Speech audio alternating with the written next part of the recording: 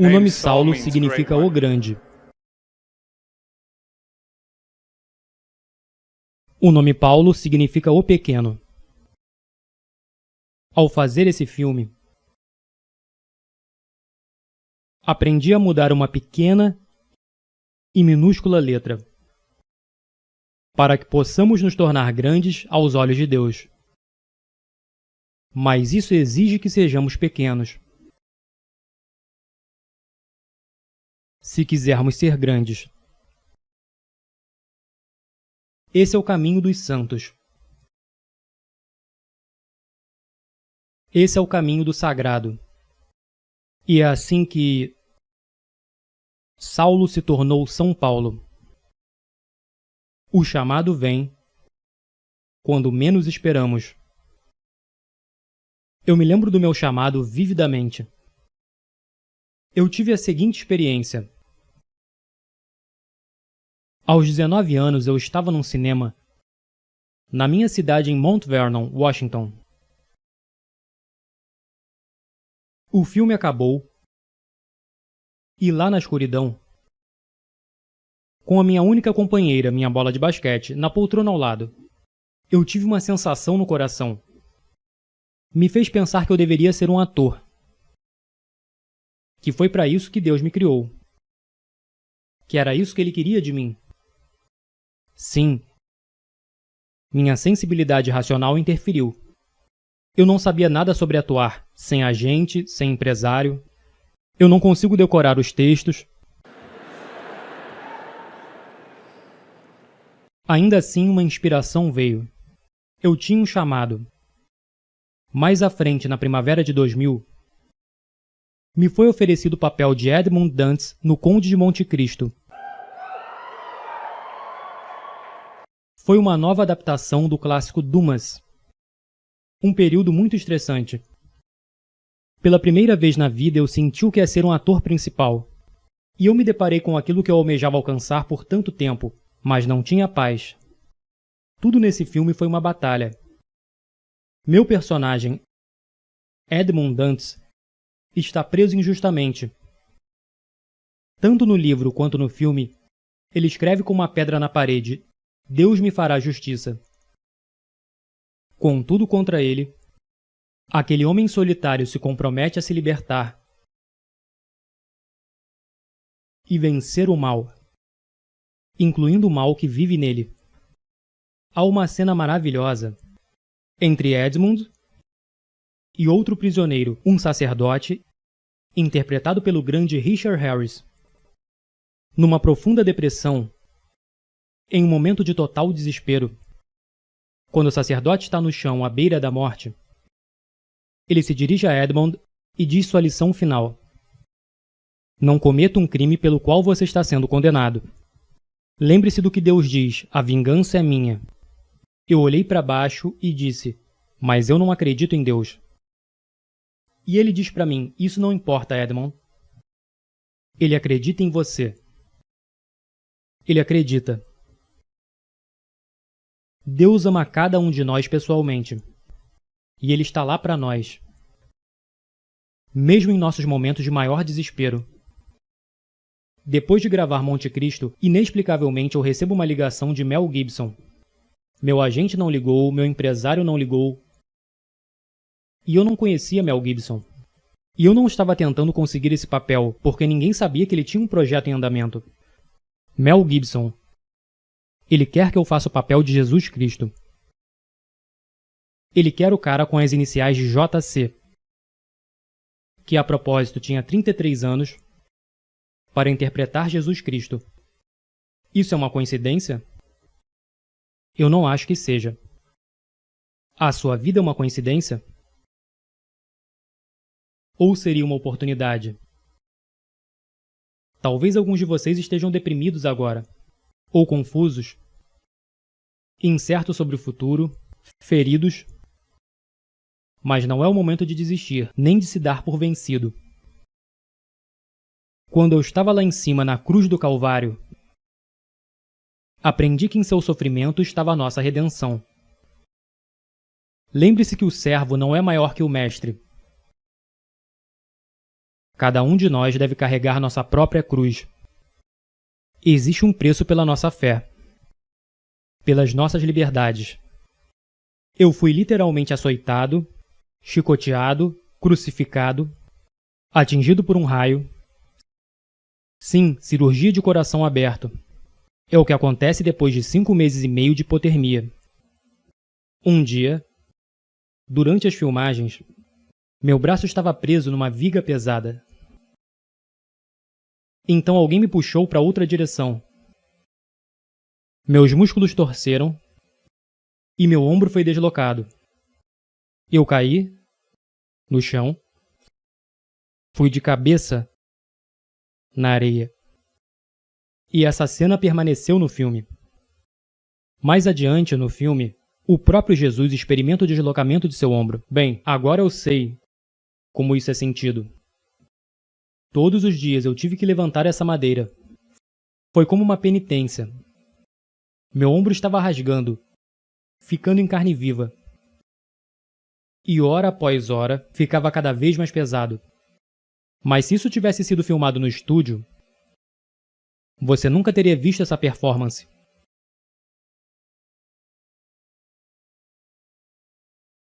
Esse sofrimento fez a minha performance. Assim como o sofrimento faz as nossas vidas.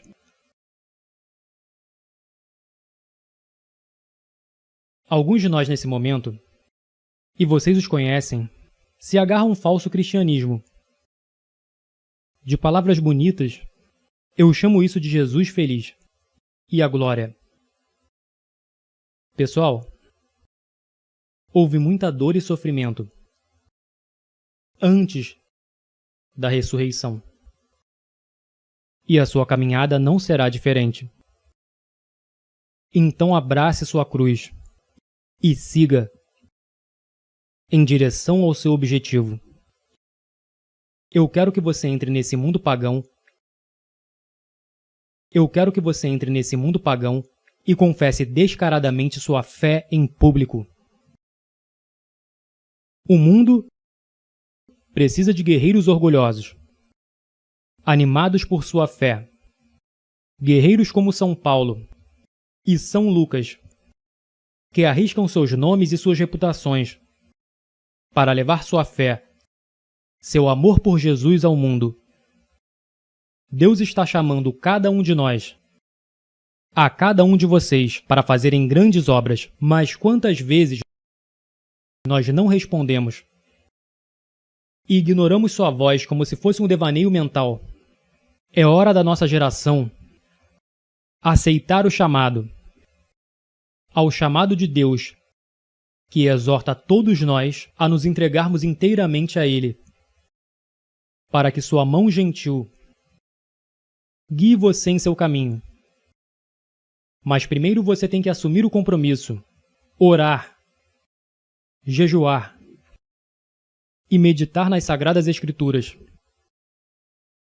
e se comprometer a levar os Santíssimos Sacramentos a sério, porque vivemos em uma cultura agora que está em declínio. As pessoas estão em perigo de sucumbir nos próprios excessos. O mundo inteiro está imerso no pecado. Mas no silêncio do nosso coração, Deus está nos chamando. Está chamando a cada um de nós para nos entregarmos inteiramente a Ele. E quantas vezes o ignoramos?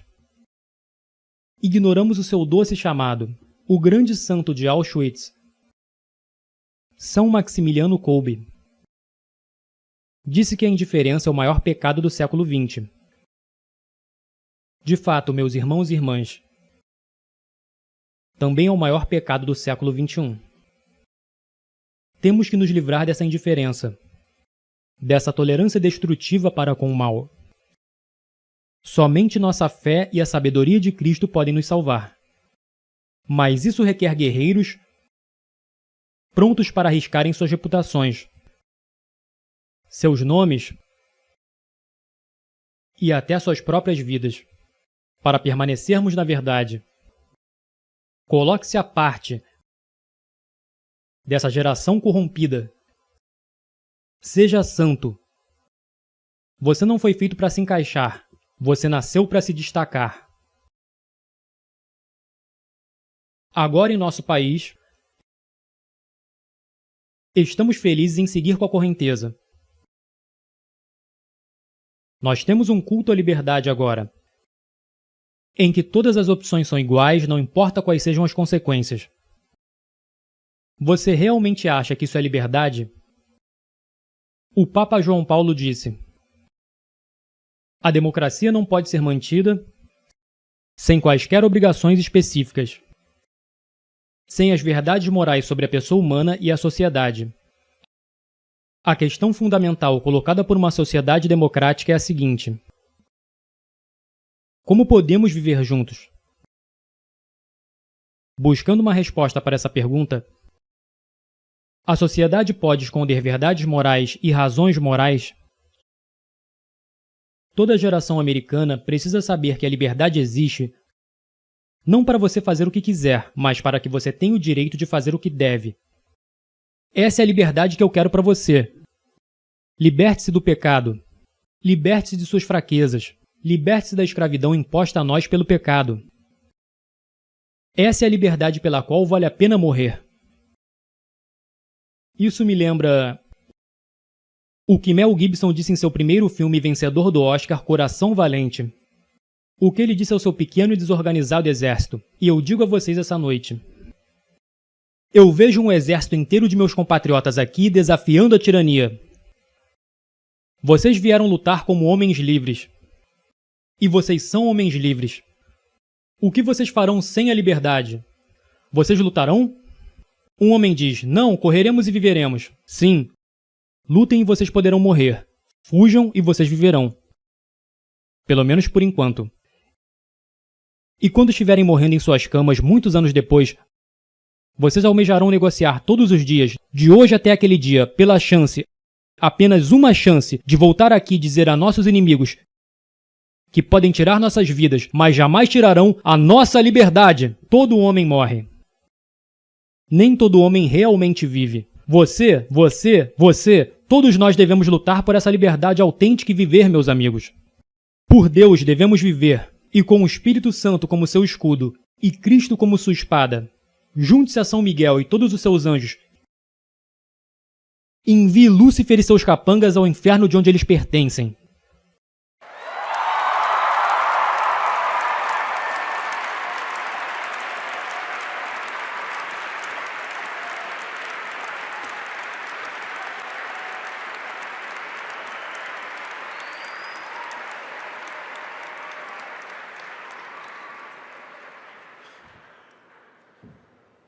Saulo significa o grande. O que Paulo significa? O pequeno. Então, se quisermos ser grandes aos olhos de Deus, o que precisamos ser? Pequenos? Quero dizer, o que precisamos ser? Desculpe. Pequeno. Que Deus ame e proteja todos vocês e os guie por todos os dias de suas vidas. Eu não posso te ver agora, mas mal posso esperar para te ver no céu. Amo vocês, que Deus abençoe. Lute firme.